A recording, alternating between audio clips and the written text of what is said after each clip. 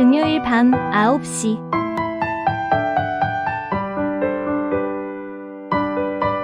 온 가족이 함께하는 온라인 가정 예배. 지금 시작합니다.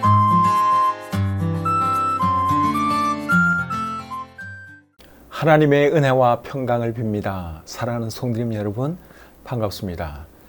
이제 가을이 많이 깊어졌고 또 날씨도 아침 저녁으로 많이 쌀쌀해진 것 같아요.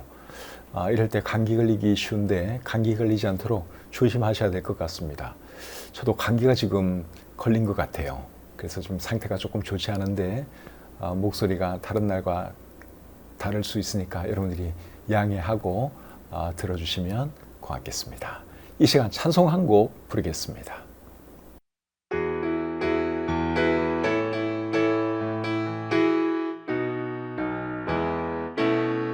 나의 등 뒤에서 나를 도우시는 주, 나의 인생길에서 지치고 공하여 매일처럼 주저앉고 싶을 때 나를 밀어주시네. 일어나 걸어라, 내가 새 힘을 주리니. 일어나 너 걸어라, 내 너를 도우리. 나의 등 뒤에서 나를 도우시는 주, 평안히 길을 갈 때 보이지 않아도 지치고 고나여 넘어질 때면 다가와 손 내미시네. 일어나 걸어라, 내가 새 힘을 주리니. 일어나 너 걸어라, 내 너를 도우리. 나의 등 위에서 나를 도우시는 주, 때때로 뒤돌아보면 여전히 계신 주, 잔잔한 미소로 바라보시며 나를 재촉하시네. 일어나 걸어라, 내가 새 힘을 주리니. 일어나 너 걸어라, 내 너를 도우리. 일어나 걸어라, 내가 새 힘을 주리니. 일어나 너 걸어라, 내 너를 도우리.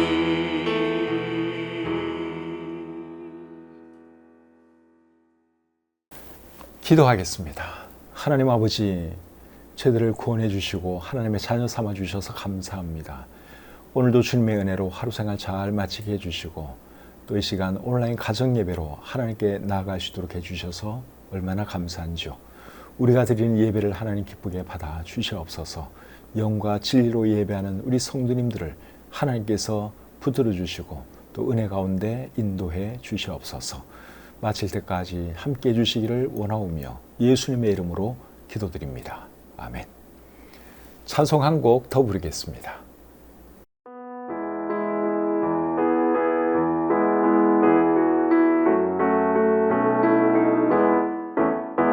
내 하나님은 크고 힘있고는 있어 못할 일 전혀 없네. 내 하나님은 크고 힘있고는 있어 못할 일 전혀 없네. 저 산들도 주의 것, 굴짝도 그의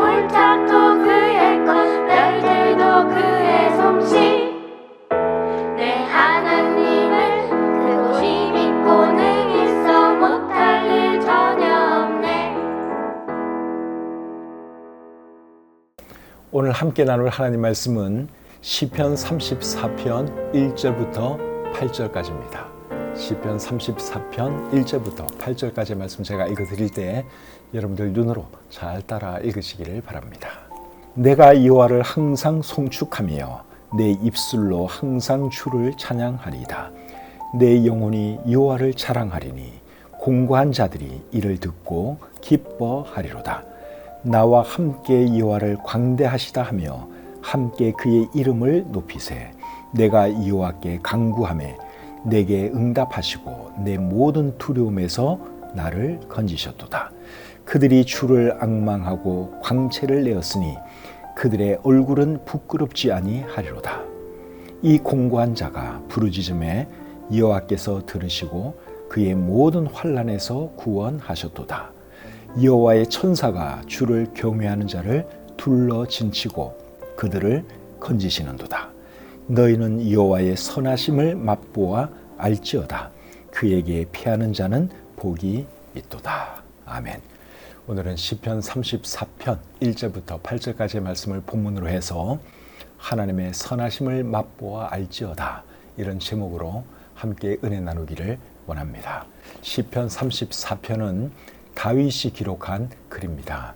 다윗이 언제 기록했는가 하면 아비멜렉 앞에서 미친 채 하다가 쫓겨났을 때 기록했습니다.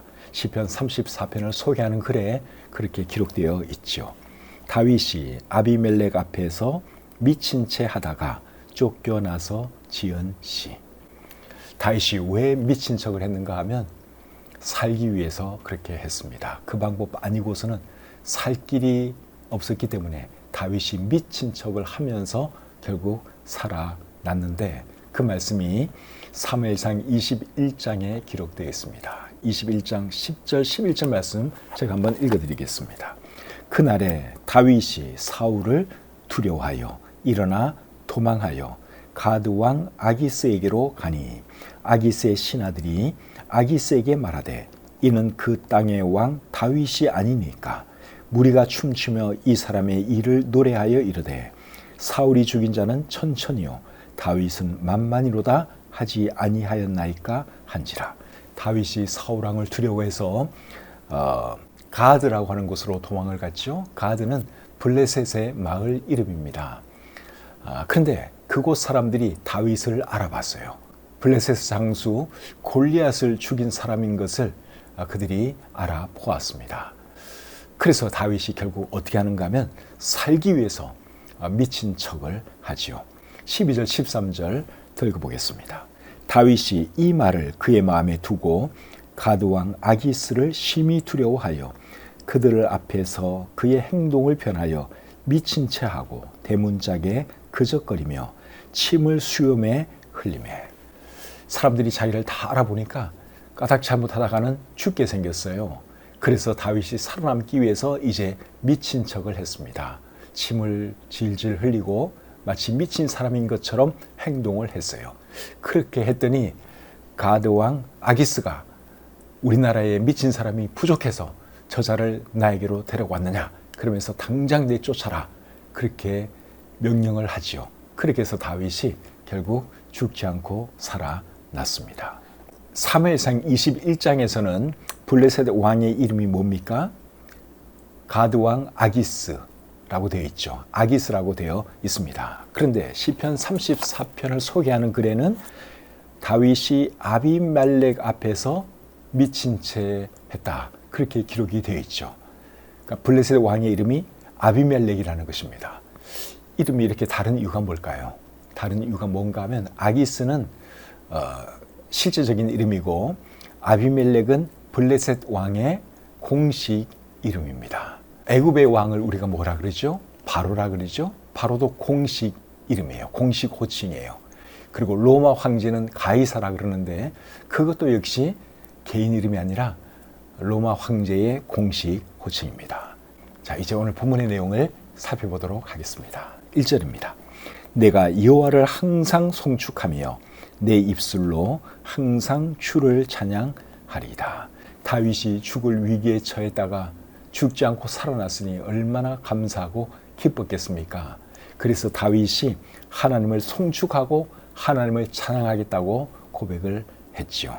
송축이라는 말은 우리가 잘 안 쓰는 말인데 송축이라는 말의 의미는 경사를 기리고 축하하는 것을 의미합니다. 그러니까 하나님을 송축한다 하는 말은 결국 하나님을 찬양한다는 말과 같은 말로 이해할 수 있습니다.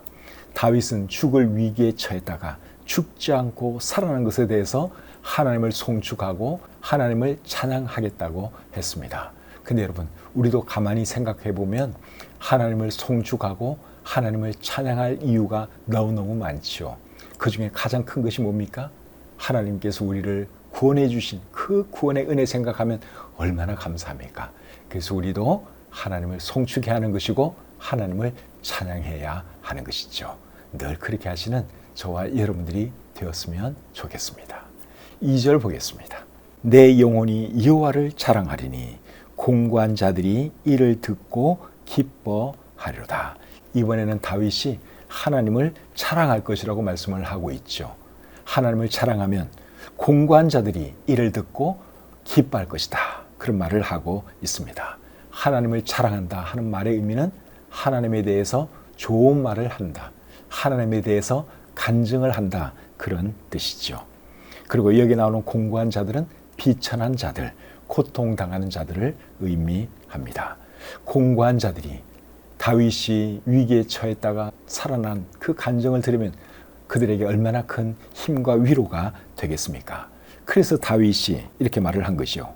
내 영혼이 여호와를 자랑하리니 공고한 자들이 이를 듣고 기뻐하리로다. 우리도 하나님의 도우심으로 위기에서 벗어난 일이 있으면 어떻게 해야 되겠습니까? 하나님을 자랑해야죠. 하나님께서 나를 어떻게 구해 주셨는지 간증해야 합니다. 그러면 고난 가운데 있는 사람들이 우리의 간증을 듣고 큰 힘을 얻게 되죠. 그래서 여러분, 하나님께서 우리를 도와주신 경험이 있거나 또 우리를 위기에서 구해준 그런 경험이 있으면 그냥 혼자만 알고 지내지 마시고 다른 사람들에게 말을 하시길 바랍니다. 그렇게 해서 하나님을 자랑하고 하나님을 찬양하고 또 하나님의 이름을 높여야 하는 것이죠.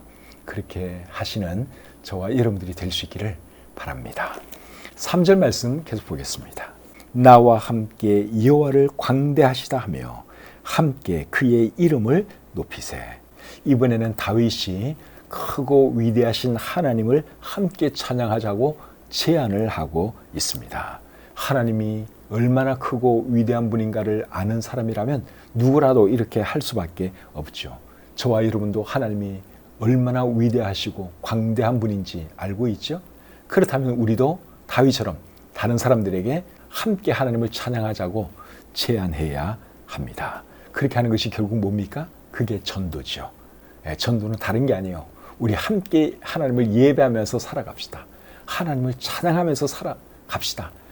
결국 그렇게 말하는 것이 전도입니다. 그래서 우리가 더 많은 사람들에게 전도해서 더 많은 사람들이 우리 하나님을 예배하고 하나님을 찬양하도록 했으면 좋겠습니다. 4절 말씀 보겠습니다. 내가 여호와께 간구하매 내게 응답하시고 내 모든 두려움에서 나를 건지셨도다. 블레셋 사람들이 다윗의 정체를 눈치챘을 때 다윗은 굉장히 두려웠습니다. 그래서 다윗이 미친 척을 하면서 그 위기에서 벗어났죠. 그런데 4절을 보면 다윗이 미친 척만 한 것이 아니라 하나님께 간구도 했습니다. 4절 말씀 다시 한번 보겠습니다. 내가 여호와께 간구하매 내게 응답하시고 내 모든 두려움에서 나를 건지셨도다. 여기 보시면 간구라고 하는 단어가 나오죠. 다윗은 단순히 미친 척만 한 것이 아니라 살기 위해서 얼마나 하나님께 간절히 기도를 했겠습니까? 간절히 기도했더니 하나님께서 다윗의 기도를 들어주시고 다윗을 위기에서 구해 주셨지요. 그렇기 때문에 우리도 위기에 처했을 때 뭘 해야 하는 것입니까? 다윗처럼 하나님께 간구해야 하는 것이죠. 간구하면 하나님께서 도와주십니다. 피할 길을 주십니다. 5절 말씀 보겠습니다. 그들이 주를 앙망하고 광채를 내었으니 그들의 얼굴은 부끄럽지 아니하리로다. 여기 나오는 그들은 누굴까요? 하나님께 도움을 청하는 자들, 하나님께 간구하는 자들을 말합니다. 그들이 주를 앙망하고 광채를 내었다 그랬는데 이 말의 의미는 그들이 주님을 바라보았고 그들의 얼굴에는 광채가 났다 그 말입니다. 5절 말씀을 세번역 성경은 이렇게 번역하고 있습니다. 주님을 우러러 보아라. 내 얼굴에 기쁨이 넘치고 너는 수치를 당하지 않을 것이다. 여러분, 얼굴에 기쁨이 넘치고 얼굴에서 광채가 나게 하려면 어떻게 하면 되는 줄 아십니까? 주님 바라보면 됩니다. 주님 바라보면 우리 얼굴에서 광채가 나요. 얼굴에 기쁨이 충만해지지요. 그래서 늘 주님 바라봄으로 얼굴에서 광채가 나고 기쁨이 넘치는 그런 저와 여러분들이 될 수 있기를 바랍니다. 6절 말씀 보겠습니다. 이 공고한 자가 부르짖음에 여호와께서 들으시고 그의 모든 환난에서 구원하셨도다. 이 공고한 자 이런 표현이 나오는데 이 공고한 자는 다윗 자신을 말하는 것입니다. 다윗은 죽임 당할 수 있는 상황에서 하나님께 부르짖어 기도했고 하나님은 다윗의 기도를 들으시고 다윗을 환난에서 구해 주셨지요. 하나님은 오늘날에도 환난 당한 자가 구하면 들어주시는 분이십니다. 그래서 저와 여러분들이 어려운 일 당할 때 하나님께 기도할 수 있기를 바랍니다. 기도하면 하나님께서 도와주십니다. 시편 40편 1절과 2절에서 다윗은 이런 말을 했습니다. 내가 여호와를 기다리고 기다렸더니 귀를 기울이사 나의 부르짖음을 들으셨도다. 나를 기가 막힐 웅덩이와 수렁에서 끌어올리시고 내 발을 반석 위에 두사 내 걸음을 견고하게 하셨도다. 다윗이 기가 막힐 구덩이와 웅덩이에 빠졌는데 하나님께 기도했더니 하나님께서 그를 구해 주셨죠. 우리도 곤란 중에 있을 때 하나님께 기도하면 하나님께서 도와주십니다. 그래서 여러분 힘들고 어려울 때 뭘 해야 하는 거예요? 하나님께 기도해야 하는 것이죠. 7절 말씀 보겠습니다. 여호와의 천사가 주를 경외하는 자를 둘러 진치고 그들을 건지시는도다. 하나님의 사람들을 도와주실 때 하나님은 하나님의 사자들을 사용하시기도 합니다. 하나님의 사람 엘리사 선지자가 아람 군대에게 포위당한 적이 있습니다. 아람 군대가 엘리사 선지자를 잡기 위해서 그가 사는 성을 포위한 적이 있어요. 그때 하나님은 더 많은 천군 천사를 동원해서 엘리사 선지자를 지켜 보호해 주셨는데 그 말씀이 열왕기하 6장 15절부터 17절에 기록되어 있습니다. 하나님의 사람의 사환이 일찍이 일어나서 나가보니 군사와 말과 병거가 성읍을 애워쌌는지라. 그의 사환이 엘리사에게 말하되 내 주여 우리가 어찌하리이까 하니 대답하되 두려워하지 말라. 우리와 함께한 자가 그들과 함께한 자보다 많으니라 하고 기도하여 이르되 여호와여 원하건대 그의 눈을 열어서 보게 하옵소서 하니 여호와께서 그 청년의 눈을 여심해 그가 보니 불말과 불병거가 산에 가득하여 엘리사를 둘렀더라. 아람 군대가 엘리사를 잡기 위해서 그가 사는 온 성을 포위했지만 하나님은 더 많은 천군 천사 동원해서 엘리사를 지켜주시고 보호해 주셨습니다. 그래서 우리가 위기에 처했을 때 하나님은 천사를 동원해서라도 나를 지키시고 있다 하는 거 꼭 기억할 수 있기를 바랍니다. 다니엘의 세 친구가 우상 숭배하지 않다가 결국 뜨거운 불에 던져지게 되지요. 그때도 하나님은 하나님의 사자를 보내어서 그들을 지켜주셨습니다. 다니엘서 3장에 그 내용이 기록되어 있죠. 또 다니엘이 사자굴에 던져졌을 때도 하나님은 하나님의 사자를 보내어 다니엘을 지켜 보호해 주셨습니다. 다니엘서 6장 22절 한번 읽어드리겠습니다. 나의 하나님이 이미 그의 천사를 보내어 사자들의 입을 봉하셨으므로 사자들이 나를 상해하지 못하였사오니 이는 나의 무죄함이 그 앞에 명백함이오며 또 왕이여 나는 왕에게도 해를 끼치지 아니하였나이다 하니라. 다니엘이 사자굴에 던져졌을 때 하나님은 하나님의 천사들을 보내셔서 다니엘을 사자들로부터 지켜주셨습니다. 참 놀랍지 않습니까? 근데 우리 하나님은 오늘날에도 그런 일을 하신다는 겁니다. 히브리서 1장 14절에 이런 말씀이 있습니다. 모든 천사들은 섬기는 영으로서 구원받을 상속자들을 위하여 섬기라고 보내심이 아니냐. 이 말씀에 의하면 천사들이 하는 일 중에 하나가 뭡니까? 구원받은 하나님의 자녀들을 지켜주는 것이 그들의 일인 것을 우리가 알 수 있죠. 구원받을 상속자, 이런 표현이 나오는데 이것은 천국에 갈 하나님의 자녀들을 말하는 것이죠. 그래서 여러분, 하나님은 오늘날에도 천사들을 동원해서 우리를 지켜주십니다. 그 사실을 절대로 잊지 마시기를 바랍니다. 제가 옛날에 어떤 분에게 들은 간증인데요. 이분이 하마터면 차에 치일 뻔한 적이 있었다고 그분이 말을 했습니다. 근데 차에 치이려고 하는 그 순간 누군가가 자기를 뒤에서 확 이렇게 낚아채더래요. 그래서 이제 위기를 모면했는데 누가 나를 도와줬지? 해서 이렇게 돌아봤더니 아무도 없더랍니다. 근데 이제 그분이 하시는 말씀이 그때 아마 천사가 자기를 그렇게 구해준 것이 아닌가 그런 말을 했습니다. 얼마든지 가능한 일이죠. 하나님은 천사들을 통해서 우리를 오늘날에도 지켜주시고 보호해 주시는 분이세요. 이런 거 생각하면 여러분 얼마나 감사합니까? 그래서 우리가 늘 하나님 바라보고 살아야 하는 것이고 하나님을 찬양하면서 살아야 하는 것이죠. 하나님은 우리를 그렇게 사랑해 주시고 지켜주시는데 우리가 하나님을 섬기지 않으면 그게 말이 안 됩니다. 이제 마지막으로 8절 보겠습니다. 너희는 여호와의 선하심을 맛보아 알지어다. 그에게 피하는 자는 복이 있도다. 오늘날 하나님은 우리에게도 선하신 분이시죠? 여러분, 우리의 살아가는 삶을 통해서 늘 하나님의 선하심을 맛보았으면 좋겠습니다. 근데 언제 그렇게 할 수 있는 줄 아십니까? 특별히 고난 당할 때 하나님의 선하심을 맛볼 수 있습니다. 고난 당할 때는 우리가 얼마나 하나님께 매달립니까? 정말 기도 많이 하게 되죠? 그러면 하나님께서 놀라운 방법으로 역사해 주시기 때문에 고난 당할 때야말로 정말 하나님의 선하심을 맛볼 수 있는 정말 좋은 기회라고 할 수 있습니다. 그렇기 때문에 고난이 반드시 나쁜 것이라고 말할 수 없습니다.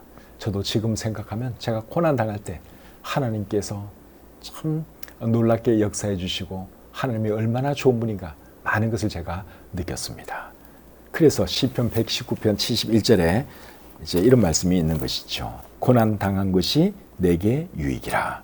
이로 말미암아 내가 주의 율례들을 배우게 되었나이다. 고난 당한 것이 내게 유익이라고 고백을 하고 있습니다. 근데 여러분 정말 그래요. 고난 당할 때 사실은 힘들죠. 근데 고난 중에 하나님과 얼마나 친밀한 교제를 하는지 모릅니다. 정말 간절하게 하나님께 기도하게 되잖아요. 그러면서 하나님이 얼마나 좋은 분인가, 얼마나 선하신 분인가 하는 것을 맛보게 되는 것이죠. 그래서 고난 중에 있을 때 하나님을 원망하기보다는 오히려 이 고난을 통해서 하나님께서 나에게 어떤 뜻을 보여주실까, 또 어떤 선하심을 맛보게 해 주실까 하는 것을 기대하면서 그 고난을 잘 극복하시는 저와 여러분들이 될 수 있기를 바랍니다. 고난 당할 때 늘 하나님께 피하는 제가 되고 여러분들이 되었으면 좋겠습니다. 그렇게 하는 사람이 복 있는 사람이에요. 8절 말씀 다시 한번 읽고 마치겠습니다. 너희는 여호와의 선하심을 맛보아 알지어다. 그에게 피하는 자는 복이 있도다. 어떤 자에게 복이 있다고요? 그에게 피하는 자, 하나님께 피하는 자에게 복이 있습니다. 복 있는 저와 여러분들이 되시기를 우리 주님의 이름으로 축복합니다. 찬송 한 곡 부르겠습니다.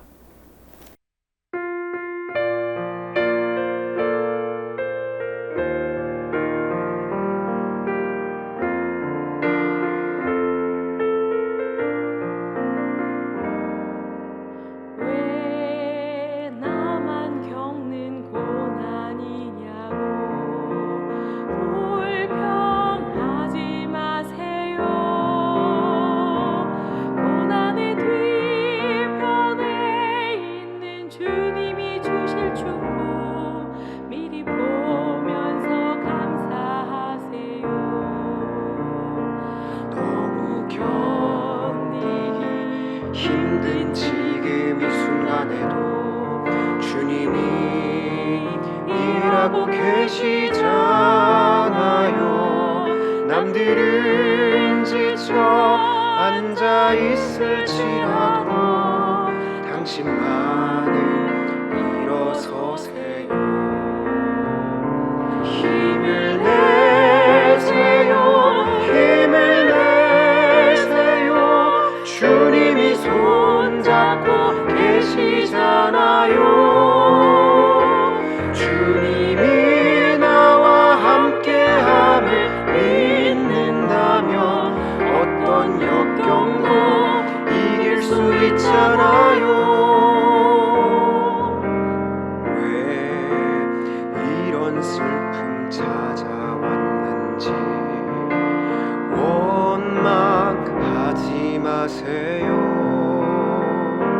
당신은 잃은 것보다 주님께 받은 은혜 더욱 많음에 감사하세요.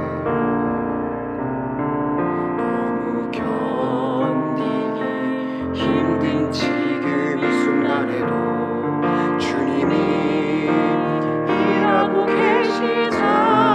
계시잖아요. 남들은 지쳐 앉아 있을지라도 당신만은 일어서세요. 힘을 내세요. 힘을 내세요. 주님이 손잡고 계시잖아요. 주님이 나와 함께함을 믿는다면 어떤 고난도 견딜 수 있잖아요.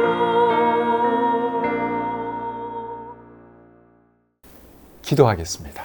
하나님 아버지, 이 밤에도 저희들을 하나님의 말씀 앞으로 불러주시고 또 말씀을 배울 수 있도록 해주셔서 참 감사합니다. 또 이 밤에도 우리가 하나님을 예배할 수 있으니 얼마나 감사한지요. 하나님은 우리에게 정말 좋은 분이십니다. 선한 분이십니다. 우리에게 많은 은혜를 베풀어 주신 분입니다. 그렇기 때문에 우리가 하나님을 찬양하지 않을 수 없고 예배하지 않을 수 없습니다. 이 밤에도 우리가 하나님께 예배했는데 하나님께서 우리의 예배를 받아주신 줄 믿고 감사합니다. 또 이 밤에 쉴 때도 편히 쉬게 하시고 내일도 건강한 몸으로 일어나게 해 주시옵소서. 오늘 하루의 모든 생활도 감사드리며 예수님의 이름으로 기도드립니다. 아멘. 시편 34편 말씀 다 이해가 되셨죠? 시편 34편은 전체가 22절까지 되어 있는데 오늘은 8절까지 말씀을 살펴보았습니다. 오늘 들은 말씀의 내용이 무엇인지 다시 한번 이 말씀 쭉 읽어보시면 좋을 것 같고, 그리고 가족들과 함께 예배드린 분들은 오늘 말씀 중에서 어떤 말씀이 제일 마음에 와 닿았는지, 특별히 하나님의 선하심을 언제 맛보았는지 한번 나눠보시면 좋을 것 같습니다. 오늘도 하루 생활 하시느라 수고 많이 하셨고 오늘 밤에 주무실 때 따뜻하게 잘 주무시기를 바랍니다. 조금 덥다고 이불 걷어차고 주무시면 밤사이에 기온이 떨어져서 감기 걸릴 수 있습니다. 감기 안 걸리도록 따뜻하게 잘 주무시기를 바랍니다. 오는 주일 교회에서 뵙도록 하겠습니다. 편안한 밤 되십시오.